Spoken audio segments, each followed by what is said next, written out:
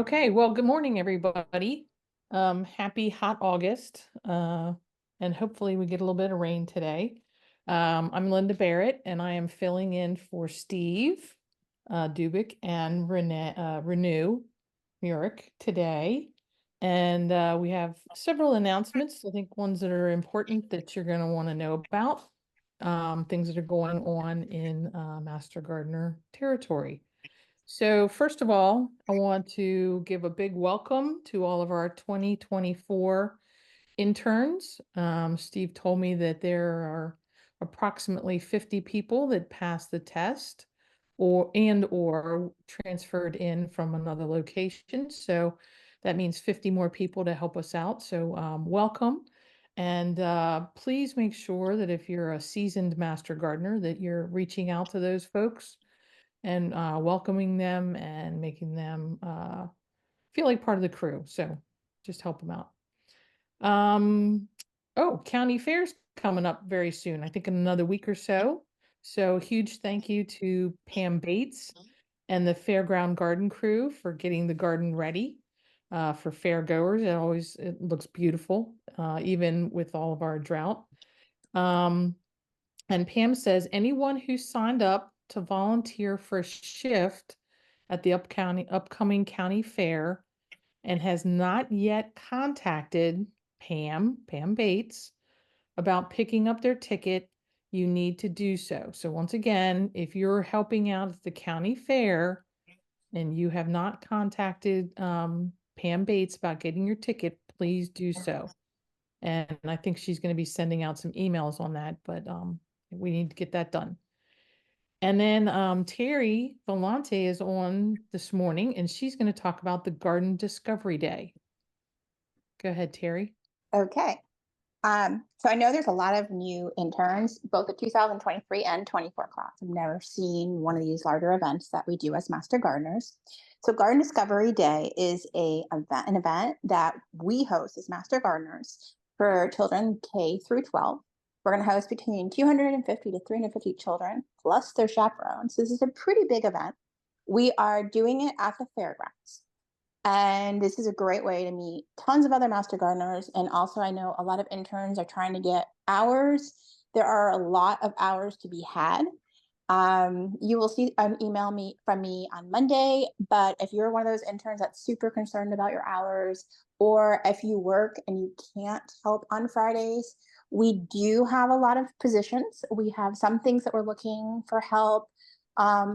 Outside your work hours. So I'm just saying contact me or call me is best actually, and we can help you out. But for everyone, there's going to be an email out on Monday. The open positions will be listed then. We hope Master Gardeners will join us. It's a fun day, lots of happy children. And I should note, we have positions for people who want to work with children, and we also have positions who care not to work with children, more on the operations side. So it doesn't really matter if you feel like you're a kid person or not, we probably have a job for you. So you can reach me. I'm in the directory. I'm only Valenti there. And it's V as in Victor, ALENTI, or just call me. I can try to put it in the text box. I'll put my phone number there as well. That's it. Okay. Thanks, Terry. You're welcome. Yeah. We've heard numerous new interns say, I need Saturday things, and they get signed up so fast. So we're aware, and we do have places where you can help. Yep. And that's on Saturday, September 21st. But right. And then some positions have a setup on Friday and a position on the 21st. But if you are one of those people who works full time, please just, it's better if you call me and we can work around things. There you go. Great. Thanks, Terry. You're welcome. Okay. And then I'd like to welcome Ken Ross as our new chair of the Community Events Committee. Many of you know Ken from his work with Ask a Master Gardener plant clinics, especially the one over in Burtonsville at the Praisner Library. Ken is succeeding Maureen Thomas as the chair of community events. So we want to thank Ken for stepping in and also thank Maureen for her leadership over the past couple years leading that program. And speaking of places you can volunteer, the Master Gardeners Board has some vacancies. We have a few board members that are reaching the end of their tenure, so you have a certain amount of time that you serve. And so we're actively seeking some master gardeners who are interested in serving our organization on a leadership role. And you don't have to have any prior experience with leadership. You don't even have to have a lot of experience as a master gardener. But we do have some positions open. So if you have some time in 2025, please consider contributing your time and talent to the following 4 vacancies. We're looking for a second vice president, and this person is going to be a liaison to the interns for their Saturday or Sunday meetings, the weekend meeting. And they also help out with other things throughout the year. So very simple job, but an important job. So if you're interested, second vice president, that'd be great. We also are looking for a treasurer. Um, uh, I'm sure you know what that means. We're looking for a communications program director. So this person would be a liaison between the board and our various communications things like the seed and PR and I don't know what else, but all that kind of stuff. And then we're looking for a major events program director, again, a liaison between the board and things like Garden Discovery Day or Close Encounters or Harvest Festival. So you're just helping out those committees and making their needs known to the board. So anyway, so if any of those things sound interesting to you, please contact me, Linda Barrett. You can look me up on VMS and just let me know that you're interested and we can talk about more details. Okay. Oh, and I will post this information in the chat once we get going, and I will put out an email later today. So next, this is kind of out there a little bit, but it's coming up soon, is in October, we have Close Encounters with Agriculture. That's where we have fourth graders bust out to Durwood, and they go through a series of stations that are related to agriculture and the environment. Great time. It is on Mondays through Fridays, but there are some setup times and things like that. So, and we really need a lot of master gardeners to help out with this. So be looking for emails about this program so that you can get signed up. And once again, that's in the month of October. All right, my last announcement, yay, is a reminder that our next meeting is in person. Yay! We're going to be out at the Montgomery County Fairgrounds in the Heritage Hall. That's that red building right along the railroad tracks. So we'll see you then for that meeting. Okay, I think I'm done with announcements. And now we are going to go to recognition. There we go. All right, so Gloria, we're on our first slide. You want to take it over? Sure. Good morning. Welcome, everyone. I am being joined today for, for recognitions by Linda Barrett as we recognize several outstanding committees and individuals. So we'll be joining forces to do this. And I'd like Linda to take the lead, please. Okay, next slide. Okay, so we're recognizing the Food Rescue and Gleaning Group. Co-chairs are Robin Kuglinik, yeah, and Kat Kahn. And so, you know, these are the master gardeners who show up nice and early in the morning and go into the fields and harvest what's left. And then it gets donated to various food banks and things like that. So some people that are crucial to our committee, Eileen Pillow, Teresa Meeks, Linda Ballenstein, Elena Furman, Tom Stahl, Jerry Dromowski, Mary Dominique, myself, Linda, Audrey Hankinson, Jean Kennedy, Dara Ballo-Giffen, and a few more. Let's see. I already said Robin, and this is the person up at Pope Farm, Adriana. She was the farm manager. So we normally glean from Pope Farm. That's a Monday thing. And then sporadically through the season, we go Poolsville or wherever and get things. And they go to Manna. Okay. White Oak Youth Garden with co-chairs Sue Kuklovich and Emma Brennan. And the group picture there you see are some of the people involved. Kara Singh, Kathy Watley, Deidre Rye, Mercy Lahanga, Mary Lou Johnson, Alan Perper, and Sue Kuklovich. Co-chair Emma Brennan, who's also integral to the program, was out of town for the group photo, but here she is. And the group program is a partnership between Master Gardeners and the Department of Rec and Harvest Share. And all the youth that participate come from the Rec program. Next slide. This happens to be the 10th year of Growing Forward, which is located at the White Oak Rec Center. Here we see in the photo on the right, Brian Donovan and Ann Claxton. And Brian has been an amazing asset to the garden team.